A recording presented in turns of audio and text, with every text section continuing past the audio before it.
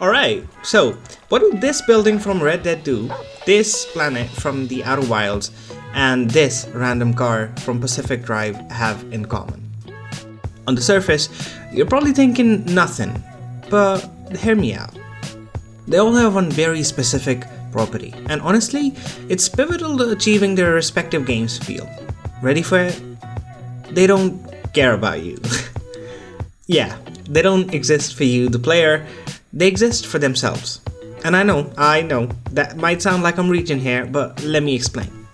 You see, all of these objects go on a journey in their respective games, with or without the player.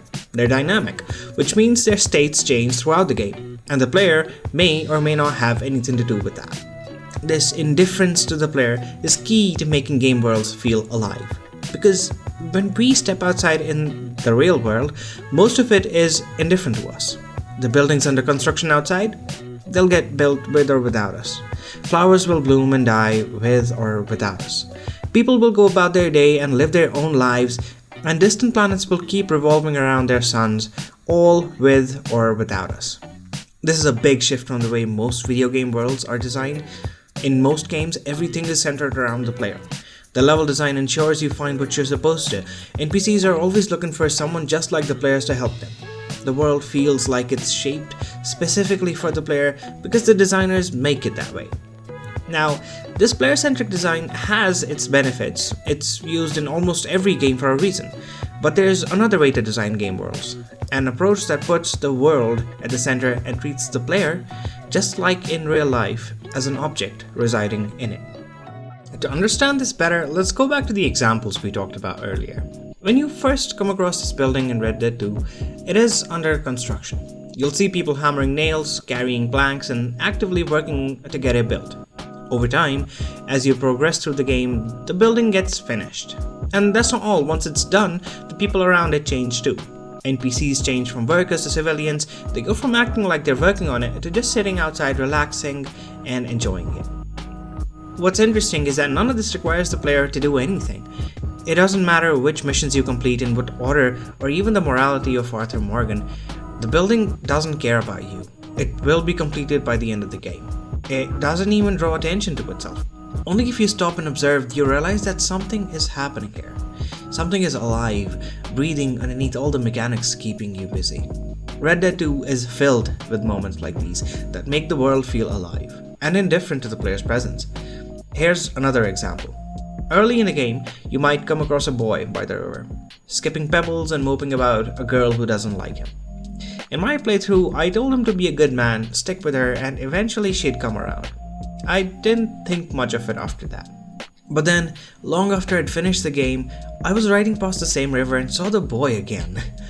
Years had passed, he looked older, more worn down, and when I stopped to talk to him, he was still moping. This time about how he shouldn't have married her. What's amazing is that this wasn't marked on the map.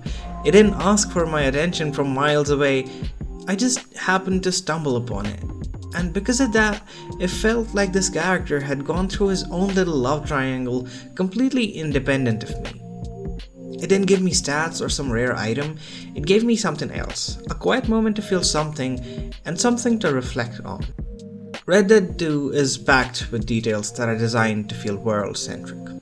You'll see distant travelers who have nothing to do with you. Animals grazing peacefully until they notice you and bolt. Or even random people sitting around playing poker. These moments make the world feel alive because they exist for themselves, not just for the player. Of course, it's a bit easier to achieve that in a game set in a world so familiar to us. The environments look real, the NPCs act believable, and everything is dripping with detail. That's no small task, but making a game look real and making it feel alive are two completely different design challenges. So, how do you make a game feel alive when you don't have the luxury of stunning graphics or complex NPC AI? That's where we can look at the planet from the Outer Wilds. The Outer Wilds is, without a doubt, one of the best games ever made. It's a life-changing experience that I genuinely think everyone should go through. Honestly, this video might as well double as propaganda for the game. If you haven't played it yet, I can't recommend it enough. I'll try not to spoil too much, but if you are sensitive to spoilers, feel free to skip ahead to this timestamp or use the chapters below. So here's the deal. The game works on a time loop. Every 22 minutes, certain things are guaranteed to happen. One of those things involves the planet Brittle Hollow. As the name suggests, it's brittle and, hollow. The surface of Brittle Hollow is constantly being bombarded by meteors, breaking it apart piece by piece. These chunks of the planet don't just disappear though. They're pulled into a black hole at the planet's center and spat out somewhere on the other side of the galaxy. And if that is not the coolest thing ever, I don't know what is. What's fascinating is that all of this happens without the player's involvement. You could sit by a campfire roasting marshmallows for the entire 22-minute cycle, and Brittle Hollow would still go through this process. Its indifference to the player is what makes it feel so alive. No matter where you are in the universe, the planet just keeps doing its thing. If you visit Brittle Hollow early in the loop, most of it will still be intact, but if you visit it later, large chunks of the surface would have been destroyed. The game is all about seeking answers to the universe, but the universe doesn't care about giving you those answers. It operates on its own rules, and it's up to the player to figure out what those are. Planets orbit the sun because of gravity. Days pass because of planetary rotations, and Brittle Hollow? It lives and dies every 22 minutes with or without you. The Outer Wilds doesn't have the best graphics in the world, but its world still feels alive and breathing because it exists for itself. The designers of the game have managed to create a dying world feel alive by making it live for itself. For a game that is so world-centric, the Outer Wilds is actually developed in a way that makes the player the literal center of the universe. I think that's a really fun piece of trivia, and I'm gonna talk more about it at the end of the video. Also, if you like the video, drop a like, it helps me out a lot. And also subscribe so that I can keep talking about video game design and giving out more imaginary food. Now let's get to the game I've been wanting to talk about in this video, Pacific Drive. This car is one of many vehicles that gets randomly generated every time a player goes to explore an area. The player can use these cars for scrap to upgrade their own vehicle. You grab a scrapper, tear down the parts of the car, and move on. So far, it feels pretty player-centric, right? The car exists for the player to come across it and scrap it. But here's the twist. That's not the only way the car could have gotten scrapped. Maybe a random explosion from a tourist destroyed it. Maybe a bolus damaged it. Or maybe you accidentally rammed into it. It's the ability for the car to go through events outside of the player's influence that gives it a sense of existence, like it belongs to the environment, not just the player. It doesn't feel like it's sitting there waiting for you. The design philosophy strikes a balance between being player-centric and world-centric. The car exists for both. It's dynamic because it interacts with the world, not just the player. And that same idea applies to Pacific Drive's other systems, like the abductors. These things, for the most part, couldn't care less about the player. They'll pick up whatever happens to be in their field of view.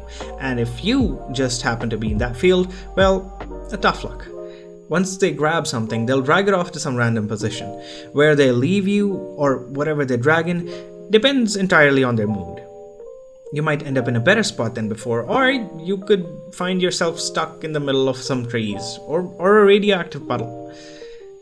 These abductors are not designed as enemies. They're not out to get the player specifically. They exist in a world with their own rules, doing their own thing. In recent memory, I don't think a game has ever made me feel so attached to an inanimate object as Pacific Drive did. In an interview, game director Seth Rosen explained how they gave the car in the game a soul. Now, that sounds a little creepy, but it actually is a really clever game design. Under the hood, pun intended, they track all the different events the car experiences, like how far it's traveled, how much damage it's taken, and so on. Using that data, they generate quirks for the car. These quirks aren't explained to the player, and they can range from being really helpful to absolutely infuriating. Some are tiny, like the wipers randomly turning on when you start the car. Others are downright chaotic, like all the doors swinging open as you're rolling downhill. These quirks give the car personality. It feels like it has moods, and these moods don't depend on the player. The car's indifference to you is exactly what makes it feel alive. You'll curse at it when it doesn't follow your commands. You'll feel hurt every time a bolus slams into it. And when it gets you safely back to the garage, you'll breathe a sigh of relief and be happy it was there to save you. It's not just a tool, it's a companion. An inanimate video game companion that honestly rivals some of the best we've ever seen.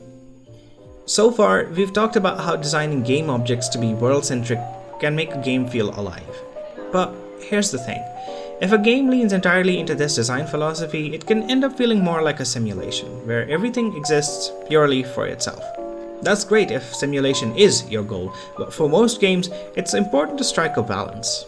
It all comes down to understanding the kind of game you want to make and making design decisions that align with that vision. Then there's scope and scale.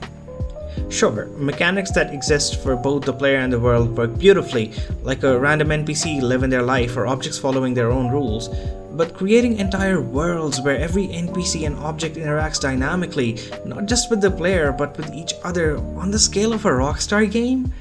That's a monumental task. And we're probably still a ways off from that being feasible. And here's the reality. For all this talk about making things world-centric, the truth is, everything in a game is ultimately made for the player. Even the stuff hidden away in the background.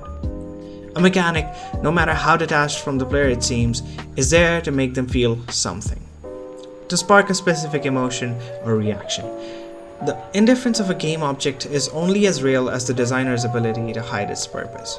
At the end of the day, a video game that exists purely for itself isn't really a game anymore. It would be something else entirely. Something that transcends the medium. Alright, if you made it thus far, you have earned the Outer Wilds trivia. So, the world in the Outer Wilds is very, very big. It's so big that when the player would reach a specific point far away from the center of the galaxy, the engine would run into floating point errors and it would make everything jittery.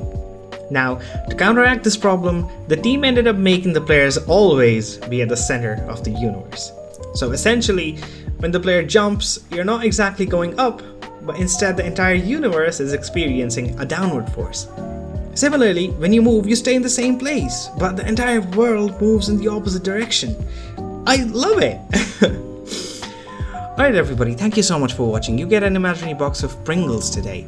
Let me know what games you thought felt alive and we can talk about them in the comments. Like if you liked the video and sub if you want to hear me talk more about games and game design, and I'll see ya.